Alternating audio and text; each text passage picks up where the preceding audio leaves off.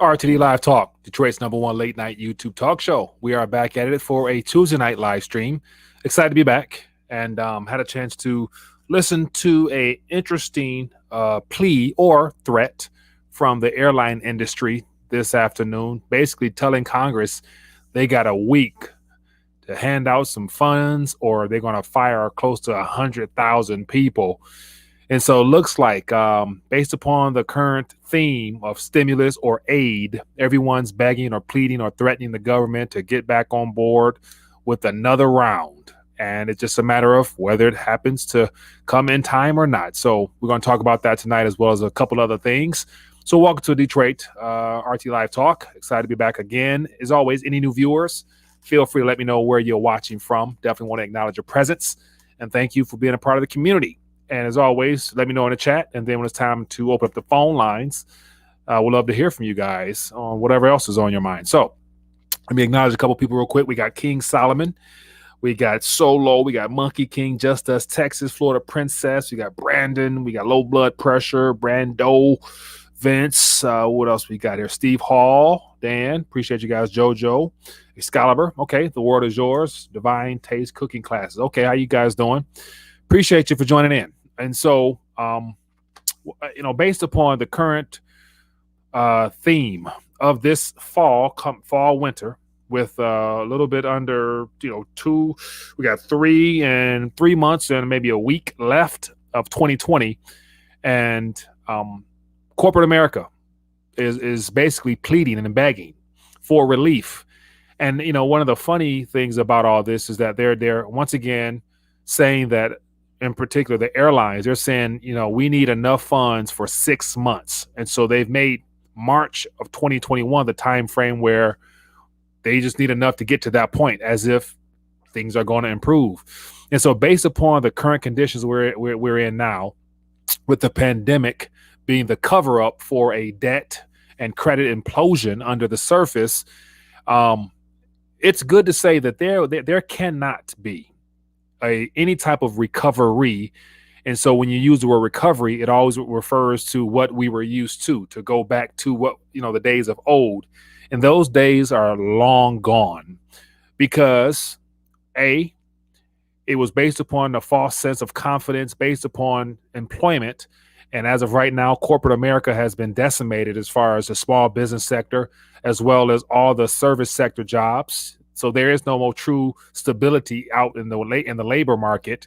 And so that's going to be an ongoing thing. And on top of that, we're going through a shift of how labor is or how employment is shaped out, because a lot of sectors will be going under. A lot of jobs will be replaced by robotics and everything else. And so, a lot of jobs will not be coming back. Therefore, there will not be many people consuming, which is the leading way that keeps the economy going. So there's no way of really getting back to the days of old. So it's more so bracing for and preparing for the days ahead. And so it looks like corporate America is still pleading for the PPP, as if like that did anything. So that was 6 months that didn't work. Now they want another 6 months. So I got a couple articles I want to talk about and get your guys' thoughts on it. But, I kind of want to put it out there in your hands, because I think we all kind of know the answer to it. But the question is, who's going to get stimulated first? Who's going to get aid first? Because we have, we got corporate America, i.e. Wall Street. We got the small business sector, including the self-employed and everything else in between. And then we have we the people, those that are, according to a study here, about 90% of the population says that more stimulus is needed. And I'm assuming it's a lot of people including that or thinking about that $1,200 stimulus check. And so once again, a couple hundred, and then in corporate America get many billions, but yet it's going to be a continuous 6-month cycle from here on out. So enough of that stuff. So as always, I want to jump into some articles real quick, share with you a couple of things I highlighted, and go from there. So here's the very first article here.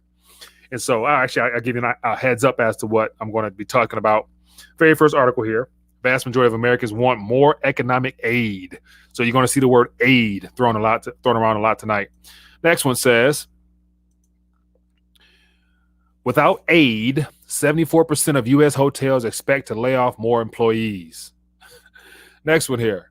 It says White House reveal. This is actually fresh as of today. It says White House unveils a new relief bill strategy to avoid mass airline worker layoffs and schedule cuts. So it looks like they're willing to work with the Democratic side of the House with a one bill or a one bill relief. So one industry, one bill a piece. And then next one here, it says nearly 90% of NYC restaurants were unable to pay full rent in August. It says views of the economy stabilize as election nears. So 60% of Americans describe the national economy as poor. And so these are just some of the things I want to touch on, just shining more light on how bad things really are. But yet this is just what we're hearing on the surface. So, but just to give you some thoughts of what's going on here. It says Americans are becoming increasingly pessimistic about the U.S. economic rebound, with almost 90% saying Washington needs to pass a new stimulus package to mitigate the fallout from this current pandemic. It says, but the optimism has been tempered by renewed fears about the country's financial situation, with 42% now saying they were more worried about the economy than public health, a 9-point jump from a month ago. So looks like more people are some form of fashion are starting to experience the pinch of the financial worries, or just becoming more conscious of things happening around them. And so it looks like, that's becoming a major issue in the polls here. And so once again, 90% is enough to take note of. And then here's something else, the hotel industry.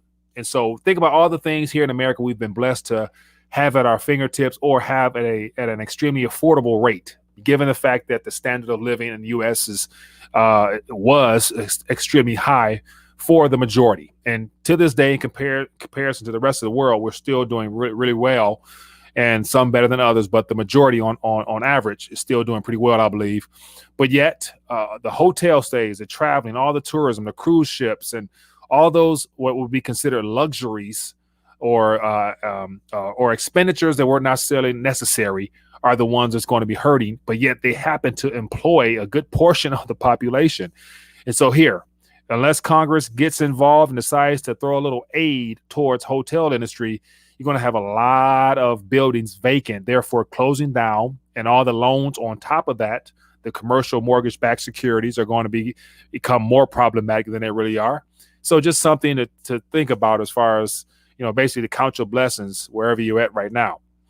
And then here's something that just came out not long ago. And this looks like something they're trying to throw through there. But they're talking about, it says, here we got McCaney. Let me see, who is it? It says, it's basically saying, we encourage her to send one-off bills, perhaps airline funding or other elements that we could work through the process to get the American people back to work. So once again, they're packaging the airlines as like they incorporate all American citizens into that particular bill that goes towards corporate America. And so once again, funds will not really make its way to their employees, more so to the shareholders and to the holders of corporate debt, more than likely. But it says here, if we don't get this new stimulus done, this industry has a hard cliff of October 1st. We're talking the range of 100,000 people who could be in the unemployment lines as early as next week, says Nicholas Callio, CEO of Trade Group Airlines for America. And so once again, 100,000 people in the unemployment line. So that's something that could be quite serious. And then for all my people in New York, think about this. After all this plays out, or as it plays through, the city of New York City will not look the same. It will probably be an area where it might be low-key a war zone. And so any of the viewers in New York, I'm curious to find out what it's like, street by street, day by day in NYC, because I know there's still life there. There's still activity there, but I'd imagine it's not as business isn't booming. And so restaurants here, once again, do you bail out the restaurant sector too or no? So something that Congress is going to have to address. And then the last one here, it says, according to a new poll from the Associated Press, Newark Center for the Public Affairs Research, 60% of Americans describe the national economy as poor and 40% deem it as good. That's a rebound in confidence from the low points in April and May, when just 29% called the economy good as a pandemic took hold of the country. So numbers has improved slightly, but yet more people are feeling the pinch, saying that it's not as good. So that's what's happening out there, man. That's the mainstream story in a nutshell. And so here's a question I want to put out there for you guys, and then we can talk about whatever else is on your mind. But based upon the apparent need for aid for corporate America first, and then also we have the unemployment situation, we have all the moratoriums, we got the rent issue, we got the mortgage, we got all types of issues out there. But yet the we the people, the people's portion of this possible aid is still very small. And so once again, there's still a good portion of the population, expecting another 1,200 round. But yet 1,200 round was basically initially through the CARES Act, it was thrown at the people as a 3-month way of getting by. So it was April, May, June. They knew in June that 1,200 would officially be done with. But here they gave 6 months worth of aid to corporate America. And so once again, it's running out. So 3 months to the people, 6 months to corporate America, but yet they give you a couple hundred and they give them a couple billion. And so we see how lopsided this is. So once again, this is an environment where you got to realize that any opportunities you have to continue to participate in this market, do the best you can, but also take advantage of the manipulation. And you guys know what I'm going to talk about, the idea of getting your weight up in the meantime, saving as much as you can in things that would appreciate as this stuff unwinds, as well as finding ways to enjoy yourself despite all the things happening around you. So anyway, enough of me ranting. We about 11 minutes into it. Let's get back to the phone line. So phone lines are open. Let's talk. I'm curious to find out what you guys think. What other subject matters do you guys want to touch on? And, do you think that there will be an actual bailout within 8 days for the airlines, given that they've made it clear that you got 8 days or we're firing 100,000 people? Do you think Trump's going to come to the rescue? And so, according to the article I just shared with you, it looks like the White House is ready. It's just the House. Nancy Pelosi and her crew is not going to play. They're not going to play fair. Therefore, they're going to try to hold this thing up. And, they I'd imagine, to really disrupt things and make this current political season as much as chaotic as possible, they may low-key not want to pass anything, therefore create more of a chaos. So curious to find out what you think. Hello, caller. What's your name? Where you calling from? Yeah, Steve calling from FEMA Region 9. Steve from FEMA Region 9? Out in Northern California. How you doing, my man? What are your thoughts on all this aid and stimulus stuff? Is it going down, or are they going to let this thing just play out and create as much pain as possible? I think it's going to go down, only because of this. They can only put off forbearance for so long. Mm-hmm. The piper's going to have to be paid at some point from these mortgages being put off, etc. Mm-hmm. It's going to be nuts. And then on top of that, don't forget about the possible government shutdown October 1. Yeah, that's another thing. Yeah, that's another thing that can pop off also. Yeah. And then if they do that, then they can turn around and say, well, we wanted to do the elections, but now we can't do the elections at all because of the government shutdown. Who knows? Yeah. Who knows what they can come up with? Yeah. Hey, but I have a question for you. Yeah, go ahead. As far as the sports goes. Mm-hmm. Now here it is, the NBA and the NFL and college football. All of this stuff is going. We all know that that's only going because of money. Correct. How are these athletes? How are these multi-million-dollar athletes that are getting these contracts? How are they going to get paid when there's nobody in the stadiums, etc.? I think this thing's going to get a lot bigger than people think. Yeah. I think some of those players are. I think the owners are going to come back at some point and go, we know we promised you that, mm-hmm. But we can't give you that because we're not making the money. Right. Good point. Yeah, I would imagine some of those NBA owners, given how they have diversified their net worth and whatnot and what they're involved in, a lot of them aren't as profitable as they were prior to all this. So they're going to be making some hard decisions in the next season or so if we can get to that point. So, yeah, it's going to be a shift in how sports or entertainment in general, movie theaters, all those things. Some states may be open up, some are not, and so all those online on the surface entertainment realms. Underneath them, they're probably ran by or operate through debt. And so if that stuff can't get paid back, there's going to be some major issues. So, yeah. Absolutely. It's just a snowball, as you just said. And it's going to get so big. And I guess one of the things, because I ran into this just probably about thing kicked off. And basically, I go out and get my weight up as much as I can all the time. But I ran into a situation where I didn't have I had the silver and the gold part taken care of, but I didn't have the food part taken care of. So I had to pull about $5 or $6 grand and hold off on the silver and gold to go stock up on the food. Had to go get a freezer and food to put in the freezer and all the rest of that. Yeah. So basically I don't have to go take my silver and gold periodically to go buy food. Right. And I hope everybody's gonna stock up on food also. Right. But definitely you need both. Yeah. You need that silver and gold, and you need the food also. But good luck trying to find the freezer nowadays, though. Yeah. Yeah, good stuff, man. But hey, I appreciate you, man. Good talking to you. Anyway, same here. You guys take care. Yeah, be good. Yeah, man. Good stuff. Good stuff. Good stuff. Good stuff. So, of course, as always, there's more to the game plan than just wait, but wait from a financial standpoint, as the financial system is restructured, is something that should be on the top of your to-do list amongst everything else. So, you don't need a lot more than metals, but yet food, shelter, clothing, water, and everything else. Yeah, hello, Carlos. Where are you calling from? Hey, Mike, I have a quick question for you. Yes, sir. Do you know about the coup that was done in 1832, 1833, with Smedley Butler was in charge of it? Off top, there's no. So give me the rundown. Well, basically, there was a bunch of rich financiers. Like Prescott Bush was rumored to be one of them. The robber barons. There was a bunch of Cameron brothers and all them. And they basically tried to overthrow the president using retired vets from the First World War, and they used Smedley Butler as the leader because he had a lot of sway amongst them, right? But Smedley Butler turned on him.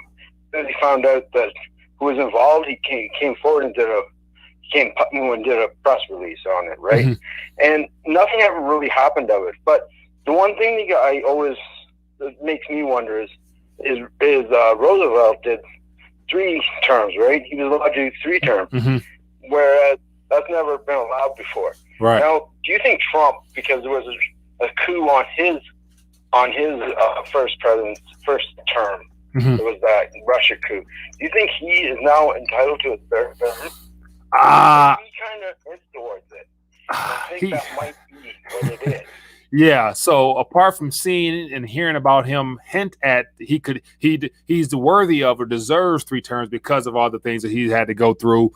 Like I mentioned a couple of live streams ago, I don't doubt that, of course, as we get through this presidential election, there's going to be a lot of changes all around. And so I also see the political structure, the governmental structure, there being some shakeup in that as well. So I don't know how, what, where, when, if there'll be some modification to the Constitution or not. I don't know, but I could see him actually trying to do that. Well, the thing is, there wouldn't be any changes to the Constitution, because if in fact FDR got his 3rd term because it was a coup, then Trump should be naturally entitled for a 3rd run, right? So I don't know. It's something like, I'm not an American, right? So I mean, I don't really understand the Constitution, I guess, that well, but it's kind of what I think. I have another question for you. Do you know anything about the independent treasury? Independent treasury of the U.S. Not off the top of my head, no. I do not. Okay, well, it was put in 1845, and it was an act. It was, whereas the 1913 when they put in the Federal Reserve, they did that through an act, through an executive order. Now, my question is, if Trump repeals the executive order, wouldn't we go back to the independent treasury? And I know that's a little confusing. Yeah, I don't really understand it myself. Yeah, I don't know, but if that is the case and that is something that is in place, I'm not familiar with it off the top of my head, then that sounds like that would be the default if that is the case. So, but yeah, that's something I haven't really heard much about or really done much research on, so I can't really talk about it much. So, But I do have here on the screen something I just typed in as you were talking. And this is from a professor of American history about the Roosevelt situation. It says he was elected not to 3 terms, but to 4 terms as president. He died a few months into his 4th term in 1945 and was succeeded by Vice President Harry Truman. So, according to this, this little summary here, according to the professor here, he said 4. Sorry.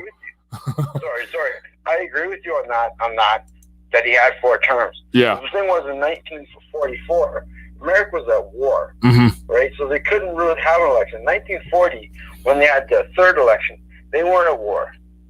They could have had an election. Yeah. Basically. So I mean, I don't know. It's something to think about. The question's been buzzing through for the last couple of days. Yeah. Wanted to make it buzz through somebody else's head. Yeah. Well, hey man, I appreciate you, man, for sharing those insights. Thanks for calling in. Okay. Yep. Be good. Thank you. Bye. Yep. Yeah. So a lot of good stuff dropped there, man. I appreciate you for shining some light on those situations there. So as far as more than 2 terms, it obviously is something that is possible. So we will see how that plays out as things move along, man. But give me a call. Let's talk a little bit. Curious to find out what else is going on out there. So I see a lot of talk about food preparation. And so I see some Natural Mama says dehydrated veggies and potatoes and canned foods. One of my things with canned foods, especially, canned foods from the grocery store, they usually come with, I think, like maybe a 2-year, 3-year shelf life. And so that's something that, because I had cans from a couple years ago and I was doing a little inventory check and I'm like, these cans are so old. So I had to recycle them. So, I'm like, I probably would eat it, but I wouldn't want to eat it if it came down to it. Them things were old as I don't know what. So, just a little side note out there. But what else is going on out there? It says, if there's no election this November, Nancy Pelosi will be the president in January by law. Gold and silver man. And so, so that I've heard that several times now. And so if that is well known, if that is factual in nature, then it would make sense to me for her to make sure she can continue to play hardball as much as she can from now until that time frame. So, clearly there will be no cooperation between the two political paradigm system. And so I think a lot of the back and forth, the tit for tat stuff we're witnessing, at the very peak of all this, I think it's all a major distraction outside of everything that's happening under the surface. And so here's something I want to talk about, of which I haven't really reached out to many people to talk about it, just because I haven't really bought into it. Still trying to understand it. But a lot of people have mentioned the NESARA and JSERA movement or thought process or policies or whatever.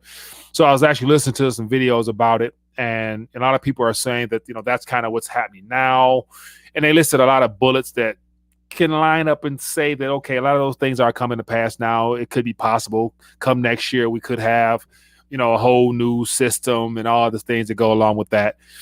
But one of those things, when I was hearing those bullet points on the things that will be rolled out in this next system, it's hard to really wrap my mind around it because it's so controlled and it's so much of a relatively smooth transition into a new people-friendly, for we the people have control of the system again type of thing. It's hard to really sleep on that. And that's why I'm questioning that whole NESARA, JSERA movement. So I'm curious to find out what you guys think about that. And then also I see a super chat. I think I missed one as well. I apologize for that in my rant. But H1 says, watch Jay Powell's speech earlier. Should have wore a diaper, no mask over his mouth with all the BS. America want to hear what is being done for the people. And so, I didn't get a chance to actually watch that Powell Mnuchin's testimony thing.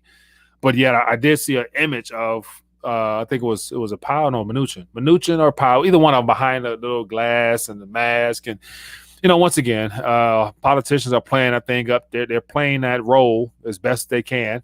And clearly, I would imagine they have to know some more details or be willing to find out some more details other than just to believe the so-called experts. But, it's one of the things, problem, reaction, solution. The problem is present. It's the pandemic. The reaction is a scramble to save the global economy and to vaccinate everybody. And the solution on top of all that will be to usher in a new system of some kind. So that's ultimately what it boils down to, man. But let me see here. Some here says, Mike, you had a guy the other evening talking about the 13 families. You should look into John Coleman on the committee of the 300. Politically, it will blow your mind. That brought back memories. Yeah, so I did Google it, did get a chance to dive in further to it, but I did come up with some interesting things that would make you think as well. And so that's definitely something I will dive further into. So appreciate you for bringing that to my attention again.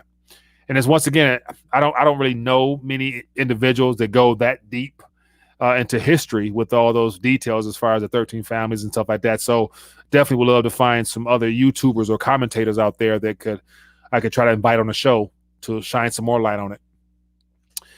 What else we got here? It says, and sorry as a quick QAnon junk, King D. So yeah, that's but yeah, so that's it's interesting because it's a well thought out plan. And outside of me hearing some video sound bites from President Trump, I think it was when I think it might have been his Freeland, Michigan campaign speech. He mentioned about signing some type of deal that kicks in January 1st of 2021 that, it'll be best if he's around for that. So I'm thinking like, what, is that good or bad or what? Because he was making it seem like whatever deal he signed or whatever that is, it rolls out in January, is going to be something very favorable. And so when I hear that in the Sarah and the Gisara stuff, and I think about what Trump mentioned about how January is going to be an unbelievable time period or whatever, I'm thinking like, is this the introduction of something new or the rollout of something, or curious to find out. So that's what made me think about that more, because a lot of people, in the commentator space are laying out some good arguments about how that is some things that could be under works. Because I do believe and have always believed that Trump, his primary objective for his presidency is to oversee the restructuring of our current economy and financial system and the monetary system. And so I think all that right there is a part of what he has been given instructions to do by the people who he's a part of, the clubs he's a part of, because it's painted as, a way to make America great again, to get back and bring back jobs. Every politician talks about jobs. We want to bring back high paying jobs. And I'm thinking like, I don't really think that's possible given the fact that we're moving into a digital technology based industry. Like moving forward, everything will be digital and internet based and satellite based, surveillance based. And so I'm not quite sure what type of high paying jobs, your average Joe with not much real skill set on the surface is actually able to reap the benefits of all this technology. So it's ideally the high skilled individuals, those in the tech sector will do very well. But, your average person is used to working in the plants manufacturing. I don't even think those jobs will be around, because you can easily replace human labor with robotics and save money, from a corporate standpoint. So the whole idea of bringing back jobs, making America great again, I think that's all a cover up for what's going on under the surface. And definitely we're witnessing now. And I start off by mentioning today that there can be no recovery. And so for those that came in late, laid out, a couple articles of headline stories just talking about how everybody's waiting on some aid. Everybody's needing stimulus from the corporate realm, while Wall Street is already taken care of. Like, we won't hear about banks or any of the hedge funds. We won't hear any of the people in the money realm, in the financial game, talking about needing anything, because the Federal Reserve has their back with those lending windows that have not been tapped at all. So as things implode, you better believe the financial realm, Wall Street, already has backdoor access.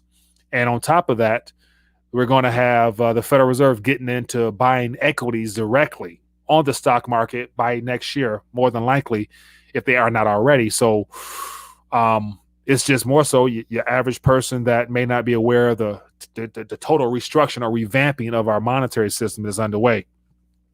Anyway, enough of me ranting, man. Give me a call. Let's talk. I'm curious to find out what else is going on. We can cover a couple other things as well. And so it looks like I saw some advertisement for the for the debate next week. So there's a countdown. I think it's on Fox or some news source saying that 7 days from now there's going to be debate, and it lists 5 or 6 subject matters that they're going to talk about. And so I'm curious to get your guys' take on that. Do you think it's going to be literally a comedy fest of Trump just looking to attack Biden right away, or how will they prepare Biden will be the question, because I think he's going to be on edge, shaking. That's is having Biden as the leading candidate and representative for your party. If you're associated with any particular party, is not something that I think is in your best interest, because I don't think he's going to bring no heat whatsoever.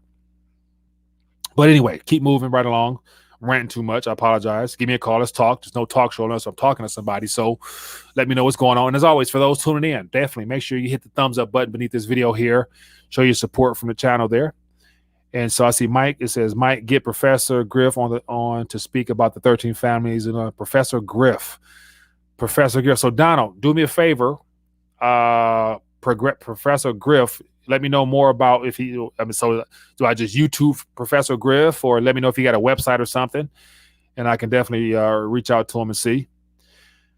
What else we got here? Brother said, okay, said West Tony B, Raiders, Richard Grove from Tragedy and Hope lays out the whole connection between families that control the world. Richard Grove from Tragedy and Hope. All right, so we got a couple of recommendations out there, so I'll put them down. Tragedy and Hope. Okay. And then Donald mentioned Professor Griff. So, okay, gentlemen. Or if you guys follow them, why don't you do me a favor? And if you don't mind, find out if they have some, email connections, and shoot them an email and say, hey, Mike at RTD want to sit down with you and talk, and just put, do the introduction for me, to put a bug in their ear. So when I reach out to them, I can say, some of your viewers said, come in, come have you on the show or something. Because depending on how big they are, I've reached out to a lot of bigger guys, and, bigger guys are, they're corporate now, so they don't mess with small fries such as me. So, but I'll do the best I can, because I'm curious to learn more. It says, what entertains our intentions? Murray, what are we talking about here? I'm curious. What entertains our intentions? I'm not quite sure. Elaborate more. Professor Griff, Public Enemy. Hello, caller. Which name are we calling from? Hey, Mike. This is Scott from Phoenix. How you doing tonight? I'm doing good, Scott from Phoenix. What's on your mind tonight, my friend? Hey, my man. I've called you before. I just want to thank you again for your time and what you put into the channel. Appreciate you. I learned a lot, and I'm pretty sure a lot of people do as well. So thank you for that, Mike. Thank you, kind sir. But absolutely. So my question for you, Mike, is I'm younger. I'm single, and I'm looking to go ahead. I know you preach get your weight up, and that's what I've been doing. Mm-hmm. Now, the next thing I'm looking to do is get some land.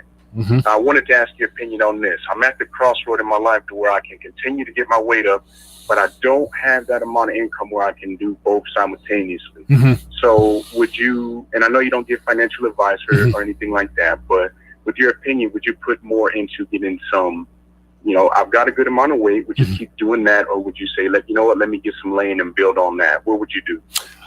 Great question. Appreciate the opportunity to share my insights. And so you mentioned that you feel comfortable. And so I'm of the mindset that, having any significant portion of weight it will be better than majority. So if you say you're comfortable, you're probably doing well there. And so I would say it'd be worth your while to put your eyes on some things that you want to do outside of that in the form of land. And so if you have your eye on some things that you like, go ahead and jump on it, of course, because, it's good to diversify in natural resources, and land is the ultimate one, because land ownership is the asset of kings. So definitely, I would say if you got your eye on something, go ahead and do what you do, man.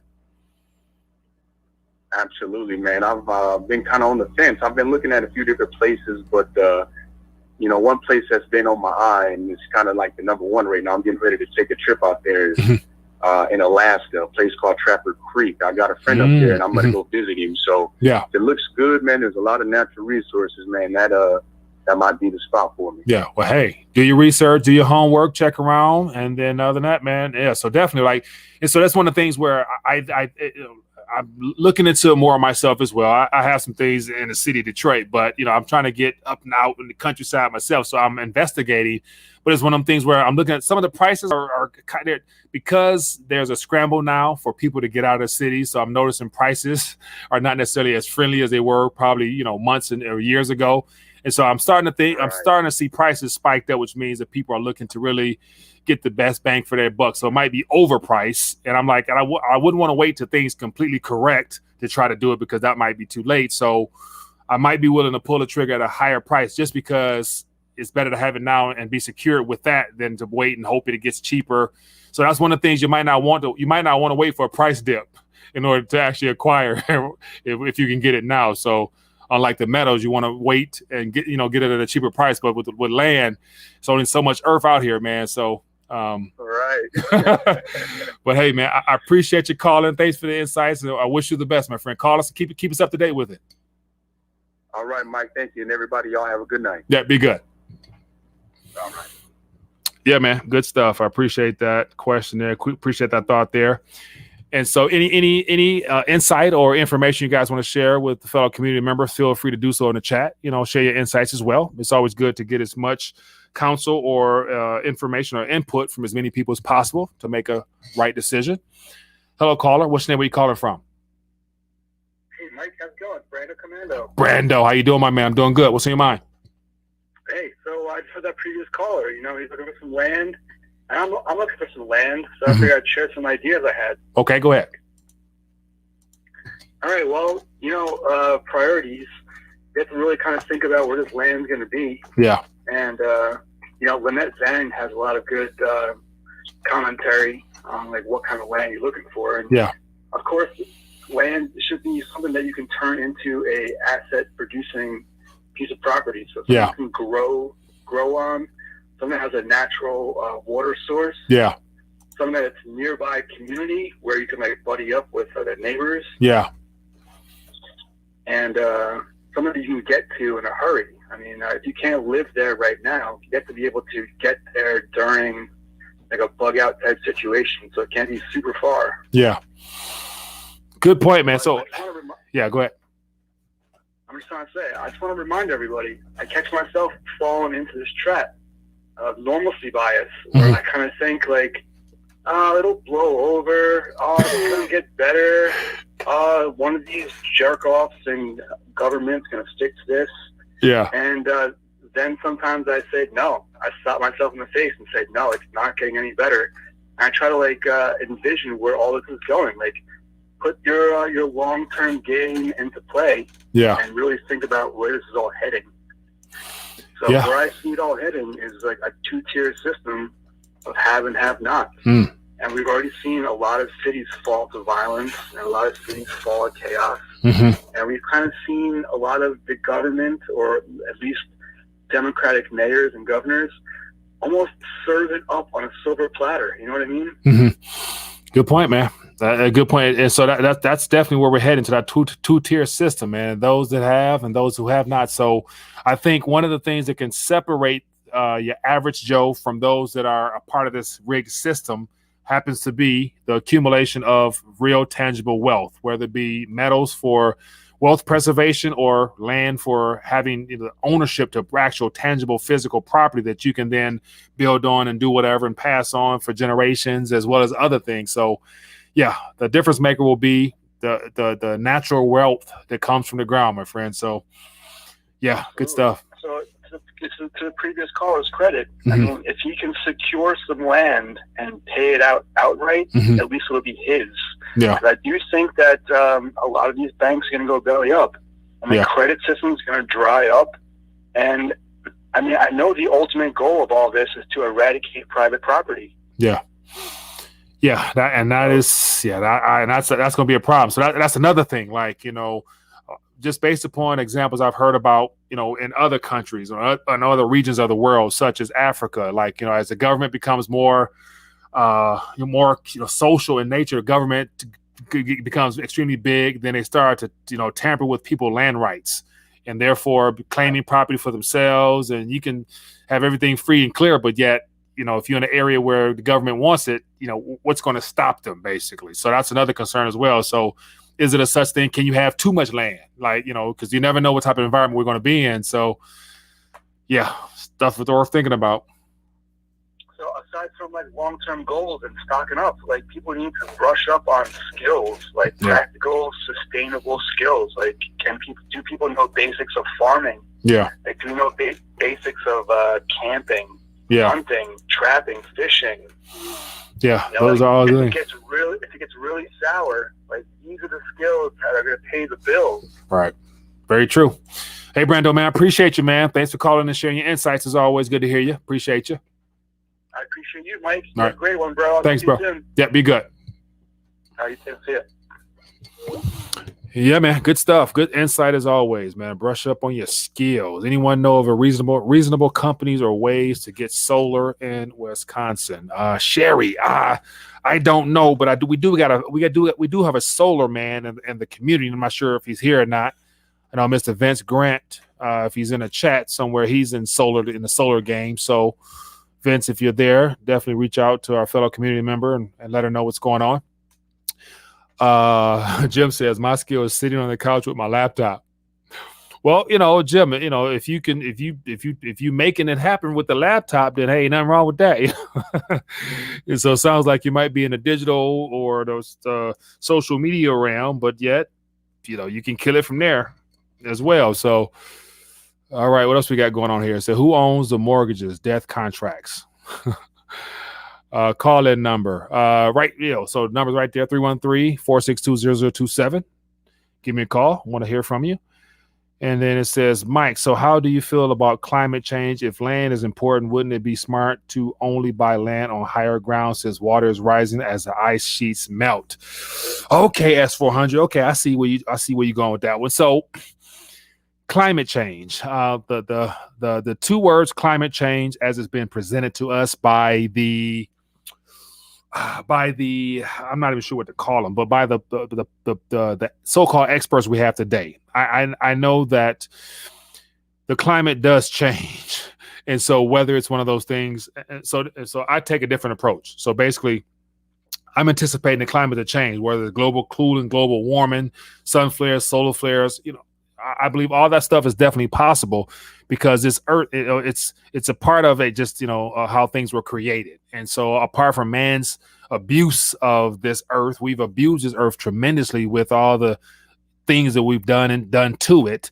And so I think it's been more man altering issues, and the climate change that we're witnessing happens to be from those artificial weather manipulative tools that they've also created to create dry, heat here, cold here, and all those type of things. So I think it's more man manipulated weather that we're experiencing now being used under the climate change window to bring about that one world government type of system where all governments climb on board through some type of new governmental institution called the World Council on Climate and Relations or something, and they start taxing people, a carbon tax. And so I think about the evil side of that. So that being the case, I don't study it enough to really know much about it, but I'd imagine the climate change that's being pushed on us happens to be man-made manipulation of the weather rather than actual events that might be happening in nature. But yet, that's beyond my realm there. But I'm thinking like more so at this point, if you can acquire some property in a place that you like, you enjoy, it has all the things in it, surrounding it and included in it that you like, I don't see nothing wrong with jumping the gun on that and, taking advantage of that. So whether it's below sea level, above, I don't study that much into the climate issue to know much about that. So Monkey King says grand solar minimum. Yeah, so that's another thing I hear a lot about. And I'm not saying those things are not real. I'm just saying that I don't know or study up on them enough to really be able to put it all together. So this channel here is focused more so on the monetary, on the macroeconomics of things, and getting into the weather. That's a whole nother ballpark. It says, so your phone don't answer. So let me see here. The phone should be good. Let me see if I missed some calls. Okay. Feel free to give me a call. I might have missed a couple calls, but I apologize if I did. I didn't do it on purpose. All right, so we go a couple more minutes and we get ready to dial back. It's always good to hear from everybody. All right, let me see what's going on here. Oh, I got somebody here. Let me get you on here. 1 second. Where we go? 1 second. Let me grab you on here. All right. Hello, caller. What's your name? Where you calling from? My name is Alan, calling from North Carolina. Alan from North Carolina. How you doing, my friend? What's on your mind tonight? Yes, you mentioned something a few weeks ago, and you can answer this off air, but you mentioned something a few weeks ago about people who are invested in the stock market. They're investing in something that is basically something about it's not going to be any good, or the currency is going down in value. So basically, it may not be the best thing to do right now, something like that. So if you could just answer that off air. Okay, I can share my thoughts on that. I appreciate the question, my friend. All right, thank you. All right, yep. So great question. And so I think what he's referring to is the fact that, just the whole idea of investing. Investing is no longer the type and style of investing that so the equities markets, Dow Jones is what, I think it was 1870, 1880 or something. So it's 150 years old or something like that. And so from the time, the opportunity of being able to take your capital and to invest in a corporation and to reap the rewards of that particular company there is a lot different than it is now. Now we're under a system that's, crony capitalism. So it's, the government, and central banks manipulated type of system we're in now. So actually owning shares of certain corporations in a digital age, it's all computer traded. There's no proof or evidence that you own anything other than what your statement says. And so my personal opinion is that, right now owning shares or having claims on shares in certain corporations is very risky, because we know that there is no true free market or true price discovery mechanism, given the fact we're negative interest rates ultimately, and all the corporations a good portion of the corporations are heavily indebted and using this current easy money policy to stay afloat. Therefore, you can have some numbers on your portfolio that represents a high dollar amount of value, but yet if it's denominated in a currency that has been or is being weaponized, Dow could go to 100,000, but that doesn't really say that you own much other than a lot of shares in that company in a currency that will no longer purchase as much. Because what we're witnessing now is the USD, which is the current reserve standard of currency internationally. It's the head honcho. It is a weapon now. So they're throwing as much currency as they can at everything, and it ultimately dilutes the current purchasing power that you have, and it also hurts the ability for you to be able to sell anything and be able to obtain true value, because the USD is not appreciating. It's only depreciating because of this current market manipulation is going on. So I think what you're referring to is the fact that, as I mentioned before, that right now being invested in things that you don't know anything about and not able to fully control and get out when you want is a risk, because if it goes up, you'll win, but when it goes down, you'll lose. And you can't insure your retirement portfolio outside of precious metals or other actual tangible resources. So that's just my two thoughts on that. But it's, once again, not financial advice, just my opinion that at this current environment, all the risk has been passed on to those that participate in this system as it goes down. Therefore, if you don't hold it, you don't own it. And if you don't have certificates saying that you own X amount of company shares or whatever, do you really own it? And so I think based upon history, if you use history, and I can, Zimbabwe, Venezuela, all those other countries that have the same system we have now, minus the reserve currency, whenever their currency was weaponized because of too much debt and the central bank created too much, it destroyed purchasing power, hyperinflation set in. Anything that they thought they had in a retirement account was gone, flat out, start over. So my question I then put out there to people is, what makes you think that it can't happen to you or to us here? We're not special, man. Even though politicians trying to sell us on that we're exceptional, the United States of America, we're exceptional. We're the greatest country. We're the best. Oh, really? You take away the reserve status, you'll see how good we are and how special we are. And so that's just my 2 cents. But that's kind of a long rant for that question. But hopefully that was somewhere within there was some more information as to what I was referring to. So, but yeah, so let's keep it moving, man. Okay, we're approaching about 50-minute mark. As always, for those that are tuning in, appreciate you guys for taking time to join us. Don't be afraid to hit that thumbs up button there. Show your support for the channel. And what else we got? It says markets do not have cycles. That is a lie. Cycles.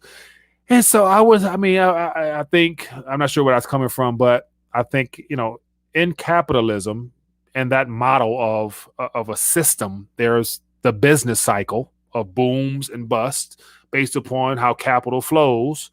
And so that's long distorted. So right now, I think over the last 10 years, after the Great Recession in 08, 09, the idea of a business cycle was destroyed because they could not let the economy completely bust. They had to manipulate a boom.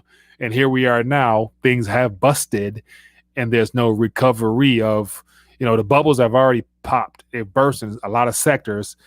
The ultimate goal is to make sure the equity markets remain high so that it doesn't cause a mass exodus out of all those financial products. Hello, caller. What's your name? Where you calling from? My name is 10 Pounds, and I'm from the DMV area. 10 Pounds. How you doing, man? I'm doing pretty good. What's on your mind, boss, man? Speaking of which, you were covering boom bust cycles. Yeah. For most people that don't know, since the Keynesian School of Economics and U.S. politics, and I'd say Jerome Powell being an asset to the Keynesian School of Economics. He's not even really an economist; he's a politician. It proves to show that this school of politics is technically economic. Yeah. Wouldn't you agree? Yeah, I would agree, and that right there is a great way of categorizing this current school of thought, Keynesianism, which is basically which was always designed to say that government and central banks can create the problems and solve them at the same time. and never mind free market, never mind the people. So, yeah. Well, I wouldn't even really consider Keynesian economics even a school of economics anymore at this point. It's just people coming up with scapegoats and trying to, kick the can down the road instead of actually solve the problem, which of course is due deficit spending on top of irresponsible monetary policy. But, it is what it is. And it leads to these boom bust cycles, these market cycles that are pretty much unsustainable. And it's sort of like the roaring 2020, because of these economic policies, these monetary policies. Yeah. Good stuff, man. That's very true, man. I appreciate you for bringing that to my mind because I forgot about that or about mentioning that. So appreciate you, my man. Yeah, no problem. All right, be good. So, I really want to talk to you about crypto. If you have the chance, if you want to conversate about it. Go ahead. If you got a thought to share, real quick. And so, if you don't mind, Yeah. So I saw you had my good colleague Crypto Blood on with Alan, and you guys are talking about DeFi. Not too long ago. Yeah. Dude, I'm not for sure if you actually ever used Uniswap, but Uniswap pretty much hooked a lot of people up with a stimulus check. The Uni. When the airdrop. Yeah, the 400 Uni. Yeah. The 400 Uni. It actually at its all-time high was worth 3 times the amount of the U.S. dollar stimulus check to the citizens. Yeah, I saw that. Yeah, I didn't get a chance to take advantage of that though, so I missed the boat on that one. Dude, man, honestly, I love automated market makers. I've been a fan of 0x Bancor. Been using Dexys since 2017, and I really do believe that decentralized exchanges are the future. Yeah. And Coinbase listing Uniswap that fast, as soon as the token pretty much went live. Yeah, it's pretty much VC capitalists. Acknowledging that this whole centralized exchange gig is almost up now. Yeah, that's very true. And then you factor in the whole the Kraken, getting their the banking license in Wyoming, and of course the OCC giving the banks the heads up to go ahead and participate in the sector, which lets me know that 2021 is going to be a hell of a year of a real adoption into the space. And so I wonder, will the prices take off, or will they still try to control the prices and keep them relatively calm as they get involved as well? What do you think? I really do believe that big players are buying in over the counter and behind the scenes without manipulating the price. but still subverting the price at the same time. Yeah. So, there are people that are pretty much buying like a couple $1 billion worth of crypto without even like causing the price to move at all. Yeah. It's like, how are you guys able to do this peer to peer without like the exchanges not actually like, feeling the brunt of this? Yeah. And the answer to that question is they're buying directly from the miners themselves. They're buying virgin mint. And I think that's probably what's going to continue to happen. Mm-hmm. And I don't think that the prices really determine the true value of these networks. And most people that see the price of Bitcoin being air quote volatile don't understand how the technology truly works. They don't really understand how it functions. And I recommend that they look into it and do their own research. Yeah, I would too, my man. So, hey, I appreciate you, 10 pounds. It's always good to talk to you, my man. Thanks for calling and sharing your insights. Yeah, no problem. Yeah, Easy, right? be good. Yep. Yeah, man. Good stuff. Good stuff. Good stuff. Good stuff. It's always good to be able to chat and to talk about things outside of a dying Federal Reserve note. And so the Federal Reserve note, USD, I've been thinking about this transition into the rebranding of the USD, which will be, and I'm probably saying the electric dollar, or the EUSD, or whatever they're going to come out with as an acronym or as a international symbol for our currency. And that's going to be rolled out, I think, by next year for sure. We're going to find out more, and it's going to be, we'll see how it plays out, man. But for those tuning in a little bit late, start off talking about the aid and the need for stimulus. So a lot of industries out there are begging and threatening the government to give out some more funds or else. And so it's just a matter of time, because no matter how much funds they give out, they can't reinstate confidence back in the public to go out and spend. So I think the true signs of how bad things really are will be this upcoming holiday season. When there's the online shopping outside of Amazon is non-existent. The malls, for the most part, everybody's malls is running a little light these days. And so I think holiday shopping this year will be the true indication as to how bad things really are. So, but anyway, people, it's been great. We're approaching that hour point. I appreciate everybody for hanging out with me. As always, want to make sure I highlight and mention for those that are interested, the Get Your Weight Up coin. And so, of course, I got the merchandise as well for those that are interested in getting your weight up. So I think I look at these as collector's coins. And so, of course, there's only a limited supply. Each one is hand minted just for you when you order it. So feel free to take advantage of the opportunity. The link is down below. And then if anybody wants to be a blessing as well and get you a little bit of a merchandise here, I got a couple shirts and some colors or whatnot. And so I mentioned about preaching or practicing what you preach. And so getting my weight up is what I make sure I recommend everyone do.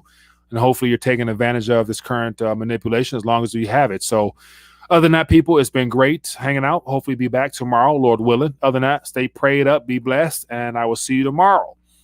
Peace. Hey there, sorry for this interruption, but I wanted to bring something to your attention. If you've been enjoying this live stream, why don't you partner with me and be a support to the channel via Patreon membership for just a minimum of $5 a month. All you have to do is scroll down beneath this video here, click the Patreon link, then consider donating as little as $5 a month towards the channel. A little bit of crumbs can go a long way, and I appreciate your support. Now, let's get back to this live stream.